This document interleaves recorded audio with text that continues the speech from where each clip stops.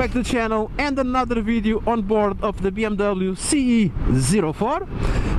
I've been enjoying it this last 2 days, and just to tell you some things that I forgot, and with time we get to know the motorcycle better, and now I can tell you some things.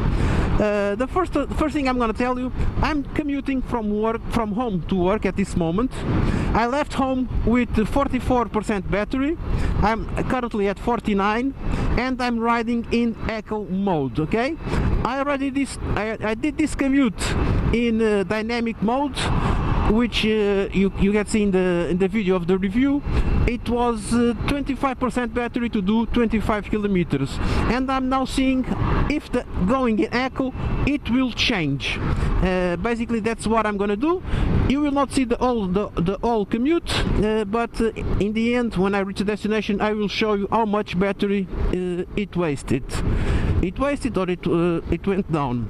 Another thing, I've been riding these days, and this is definitely a scooter for the city.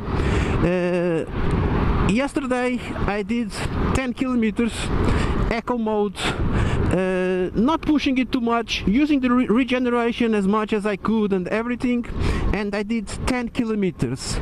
Guess how much battery it went down? Yes, my friends, 1%. It's what it went down yesterday doing 10 kilometers. Just accelerating, deaccelerating, using the regeneration and all that. And I was surprised myself. Okay, I didn't expect that. So as I didn't expect, what I did, well, I did another 10 kilometers to prove that I did the correct reading, and again I was able to do, well, it was 9.7, but I'm rounding it to 10. I was able to do another 10 kilometers with 1% battery drain, and that is amazing. Which means that if you do ride in the city, it's where she will feel more comfortable. This stop and go environments, it's the best solution for her. She's, like I said, she's agile, she's nimble, she can go in the middle of the traffic like I'm doing at the moment. I'm going slow. This is really everyday route for me, so I do this every day. One thing I didn't like, or I don't like about the motorcycle, it's the side stand working as a parking brake. Okay, I know it's a scooter, it needs a parking brake, but having it on the side stand, at least for me in my specific case, because I need to park the motorcycle in a specific place on my garage where I already have a car and another motorcycle, the side stand for me, it's a must to help me park the motorcycles. And having this as a parking, working as a hand park, I cannot do the maneuvers that I need to do safely, because, well, I was able to do it, but let's suppose that my feet slips, I tumble on something, I do not have the safety of the side stand there to stop the motorcycle from falling, and I do need that safety. I know that I do have reverse, I do have everything, but it's a need that for the place where I'm gonna park. It's not good to be on top of the motorcycle, looking back, reversing everything, because I do not want to scratch it against the wall. I do need to park it manually, so I do remove the helmet, I do remove my gloves, I do disconnect the motorcycle, either this or whatever motorcycle I have to test ride, and I bring it home. I do disconnect them, I do the side stand, and then I do park it manually.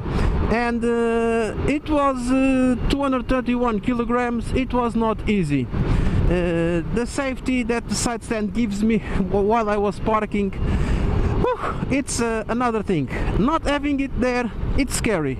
it is scary because these motorcycles, they are not mine. I don't want to scratch them, I don't want them to fall, and that's one thing I didn't like. Another thing I forgot to mention on my video of the review, as you guys know, the charging connector is here on this side, okay, and they supply with the cable. But to charge the motorcycle, you first need to connect the cable to the wall socket, and then you connect it on the motorcycle. To disconnect, it's the inverse. First you disconnect from the motorcycle, and then you disconnect from the wall.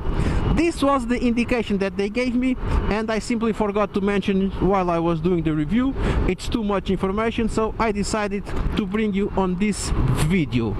And as you can see, I'm still doing my commute. Usually this is the speeds that I do all my commutes, okay, no more than this.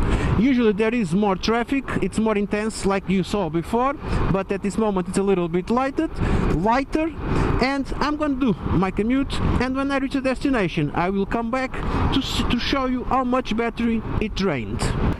Okay, I'm almost at my destination. I'm like 100-150 meters from my destination, from my work, but I wanted to show you how much it spent.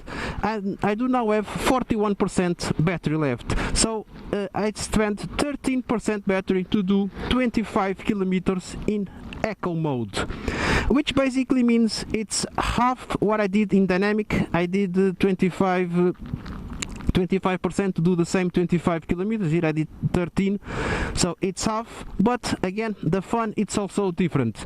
In dynamic mode I was always pushing it, I give it more throttle. Here I try to follow all the speed limits. Where it was 100 I was 100, where it was 80 I was 80, where it was 50 I was 50.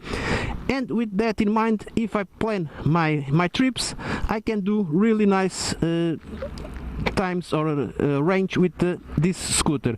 So with the dynamic mode I had 2 days. With this one, since it's half, it takes half, it drained half, so it would take me 4 days until I need to recharge again. And basically this is what I wanted to show you in this video. I hope it was helpful. If it was, don't forget to subscribe to the channel, click the notification bell, follow my other networks, and I really hope I can see you in the next one. Bye.